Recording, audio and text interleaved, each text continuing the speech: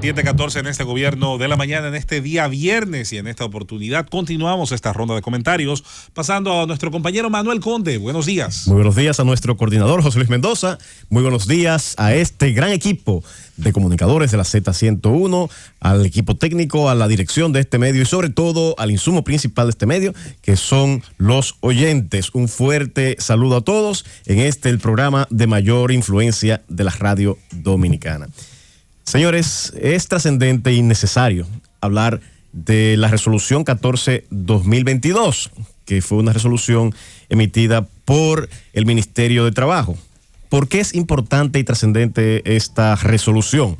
Bueno, pues porque impacta un segmento de la población que históricamente ha sido excluida de una serie de protecciones sociales que eran injustas, esas exclusiones, como es el caso de las trabajadoras domésticas.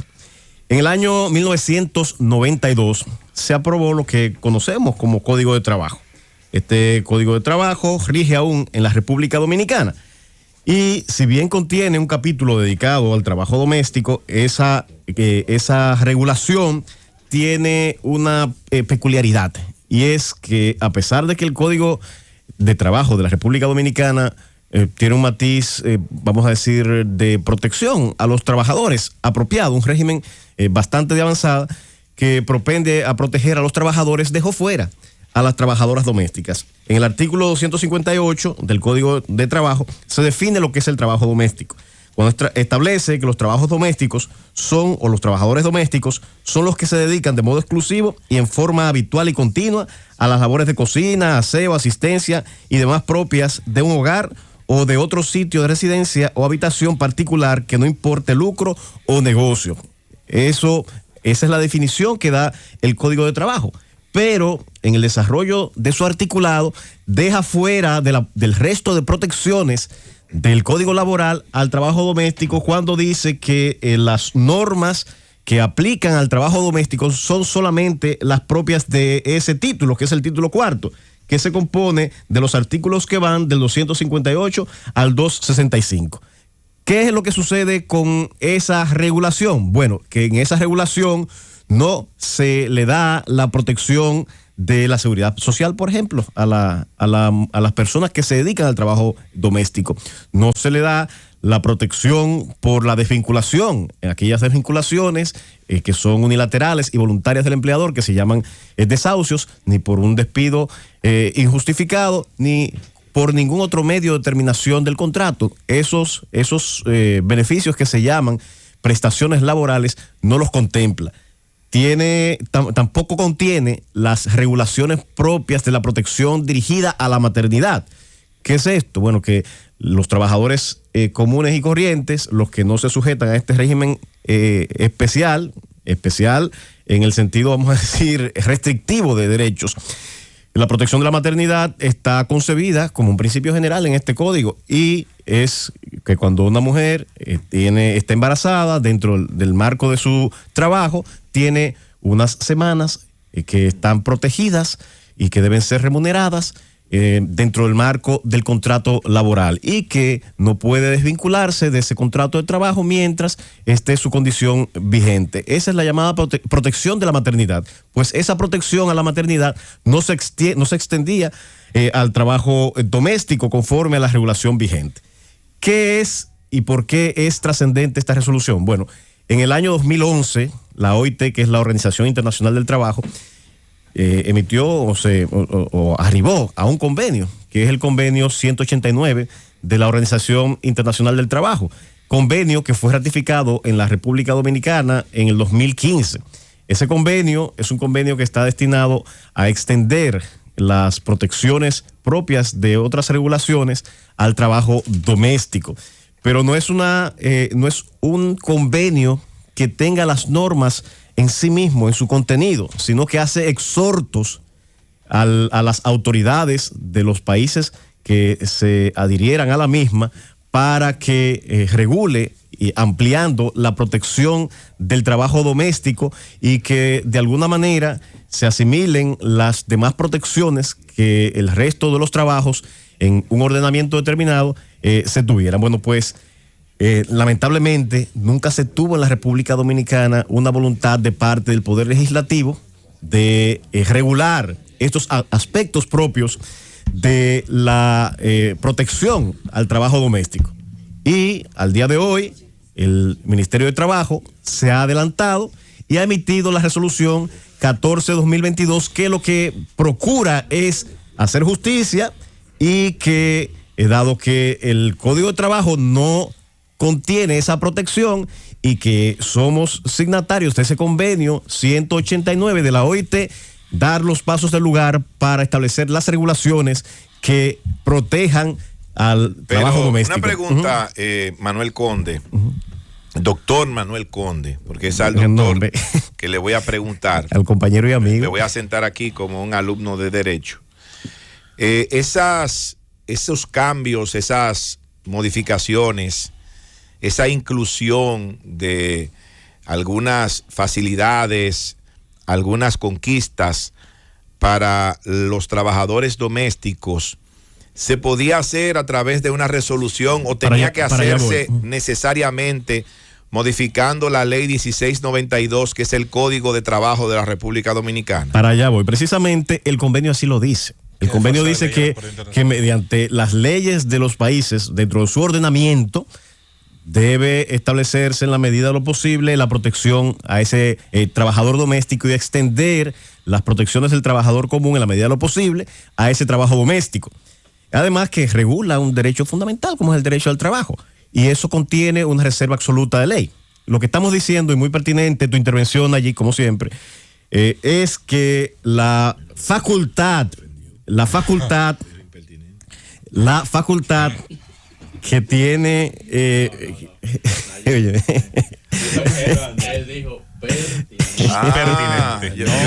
yo escuché mal, yo le estoy diciendo a José Luis, mira, me ofendió por la pregunta, me dijo impertinente. Y yo lo que he hecho es una pregunta para que él pueda explayarse y explicarlo. Gracias, estamos murmullando fuera de los micrófonos. Que usted, de lo que usted vaya a decir, dígalo en el aire. Miren, en este orden, y en función de la muy pertinente intervención de Nayib, la prerrogativa, la facultad de hacer esta regulación, establecer las regulaciones propias de la incorporación de la resolución del convenio 189 respecto a la protección del trabajo doméstico, es una atribución del Congreso Nacional. Nosotros en nuestra república respondemos al principio de división de poderes, poder ejecutivo, poder legislativo y judicial, y eso es una atribución propia del poder legislativo, la de legislar.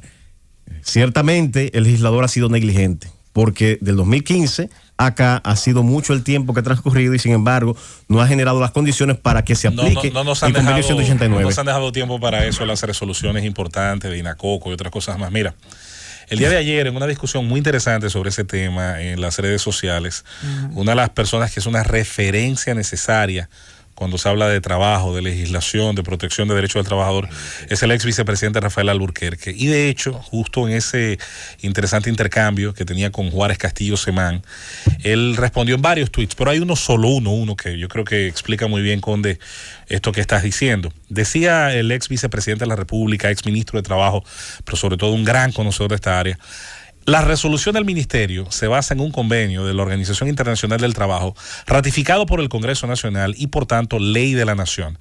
Entre dos normas contrarias se aplica la más favorable al trabajador, indubio pro operario. Uno conoce mucho la frase indubio pro reo, pero ahora es por el trabajador. Esa es una de las expresiones que utilizó el día de ayer Alburquerque, que luego habló de los sistemas monista y dualista, para hacer explicación de por qué aquí se ha aplicado ciertamente el primero de esos dos sistemas y lo establece la Constitución del 2010 en su modificación. Un ejemplo de atrevimiento, porque esta es una autoridad en esa materia. Es lo mismo que decía Manuel. Ciertamente el convenio establece principios y disposiciones, pero remite, como todo convenio, que no puede legislar, por decirle de alguna manera, para que la gente entienda, en la legislación nacional, la adaptación de esa declaración de intención, porque mucha gente entiende lo que estoy diciendo, que se dan los países al firmar, a la materialización de esos cambios en la legislación nacional. Y nosotros no lo hemos hecho. Lo que estaba diciendo Manuel, sí, firmamos ese convenio,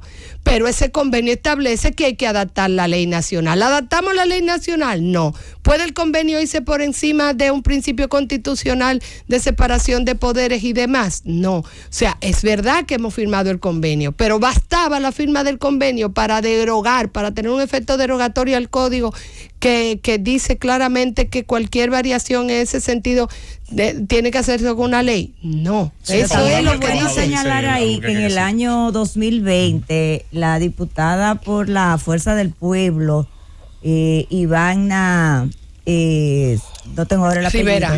Ivana Rivera, había depositado, sometido una propuesta de ley especial. Pero no pasó.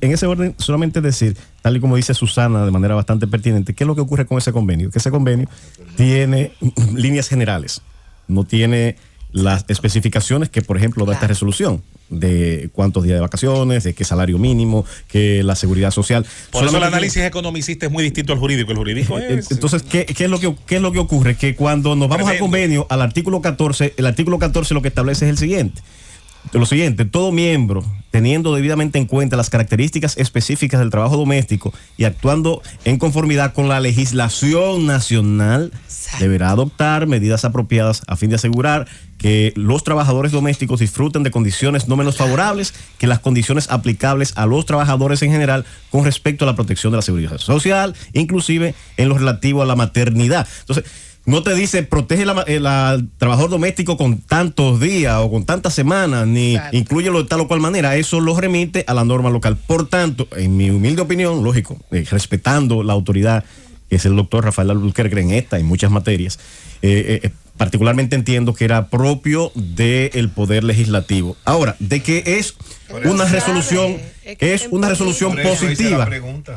una resolución positiva, sí, que es un paso de avance en reconocimiento de derechos del trabajo doméstico, sí.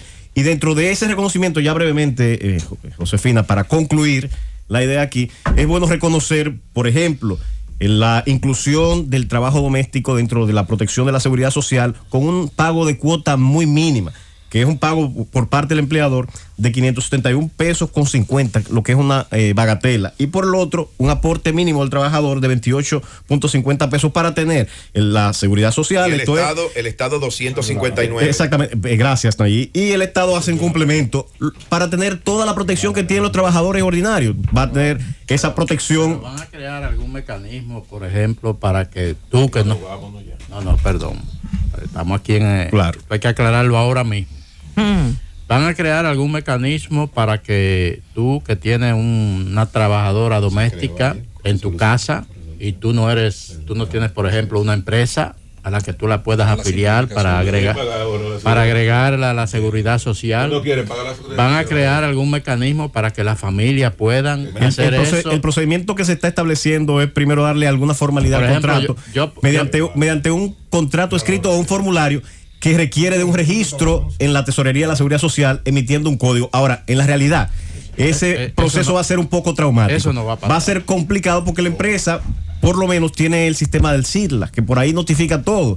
Tiene su número de registro, notifica los cambios que hay normalmente en la nómina, pero para las personas comunes y corrientes es muy probable que se tengan fuertes escollos, que está pendiente aún de que puedan visualizarse cómo han de resolverse. Ahora, de que se crean los derechos, de que se crea la vía, de que se crea el camino, bueno, está creado. Otro aporte ya para cerrar es el tema de establecer claramente las reglas de las vacaciones, que en vez de ser 2 semanas, como establece el actual código, son 14 días laborables, el establecimiento de un salario mínimo y sobre todo la regulación de la jornada laboral, sometiéndola a la regulación ordinaria de 8 horas diarias y 44 horas máximas a la semana, haciendo con esta resolución, independientemente de las críticas que puedan esgrimirse, una efectiva justicia con un segmento de la población que estaba excluido. Llévatelo, Cundo.